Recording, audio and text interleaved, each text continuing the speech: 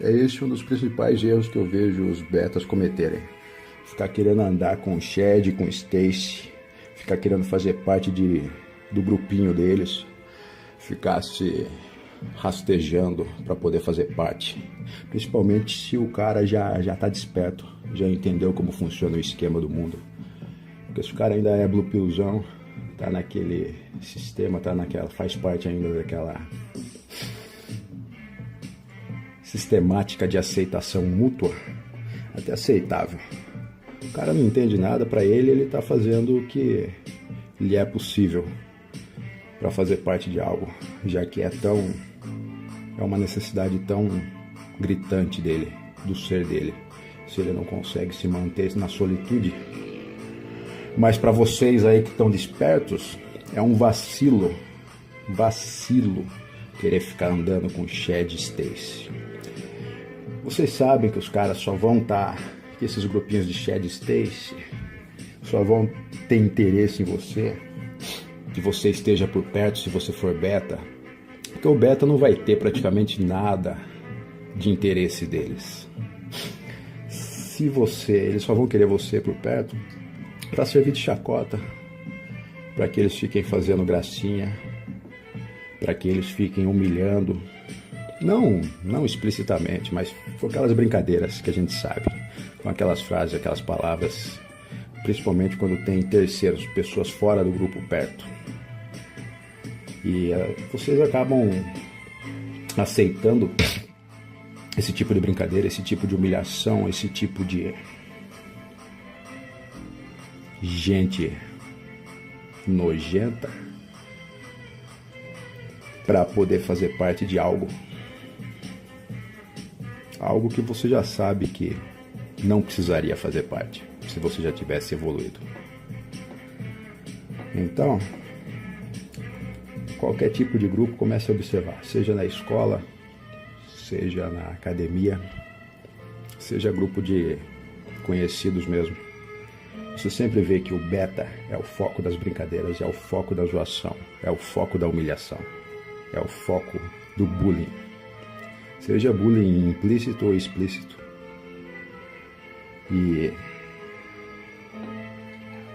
seria algo completamente evitável se a pessoa tivesse consciência de que não precisa fazer isso. Não precisa se submeter a esse tipo de convívio apenas para dizer que tem companhia. Não me venha falar de vantagens. As vantagens são irrisórias perto do que você se submete.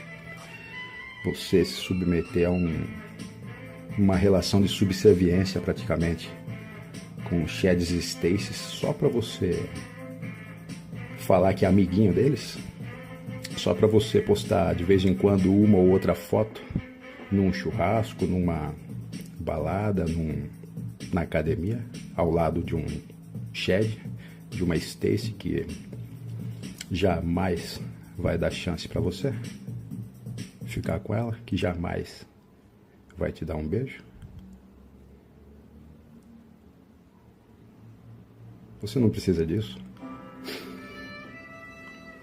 O ideal seria que você encontre, já que você não consegue permanecer numa solitude plena, não 24 horas por dia, né, trouxa? Estou falando numa solitude plena e autossaciável, que faz com que você rechace qualquer tipo de grupo ou de convívio necessário com outras pessoas. Você convive quando você quer, você simplesmente sai do convívio a hora que você quer e não sente falta de nada disso.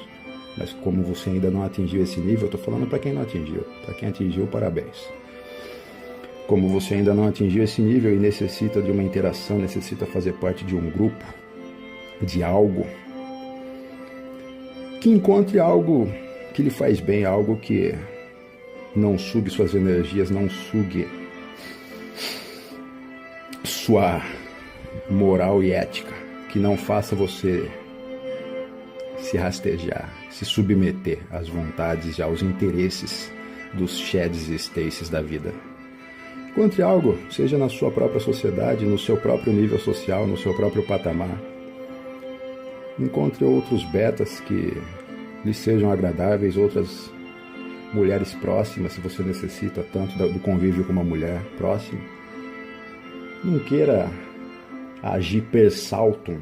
Per saltum seria você ficar pulando de classe social, não só social a respeito do dinheiro, mas classes tanto a respeito da beleza, do dinheiro, do físico, do intelecto, de tudo. Isso daí vai acabar fazendo com que você se sinta mal. Uma hora ou outra vai cair a ficha e você vai perceber o quanto você foi usado por eles e o quanto você era apenas um alvo plenamente descartável. Nós sabemos que somos descartáveis para todos, mas nesse caso em específico, você foi propositalmente escolhido desde o início, pois não havia interesse algum em troca de algo que você tem, até porque você não teria nada para trocar com eles, a não ser se fazer de palhaço, ficar concordando, inflando o ego dos Sheds e das Stacies. Para isso que eles querem que você fique por perto. Quando eles estiverem deprimidos, quando eles estiverem precisando falar com algum trouxa, eles vão chamar você. É para isso que esses grupinhos servem. E é por isso mesmo que você não precisa se misturar com eles. E tem outra coisa também, outro coping que fazem bastante para os betas, é o coping de que no meio empresarial, no convívio laboral, é o coping de que se você quer ser grande, você tem que andar com os grandes. Se você quer se tornar um tubarão, você tem que nadar com os tubarões. E esse coping é completamente ridículo. E ridículo por qual motivo? Ridículo pelo motivo praticamente similar ao anterior. No meio corporativista, no meio laboral, o beta não vai ter oportunidade alguma de se aproximar dos grandes.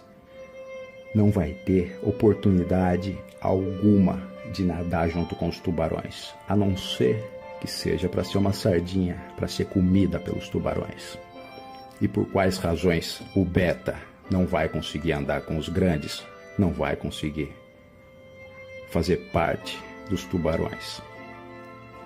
Porque eles não têm interesse em você, a não ser que eles usem você como boi de piranha para algum plano deles.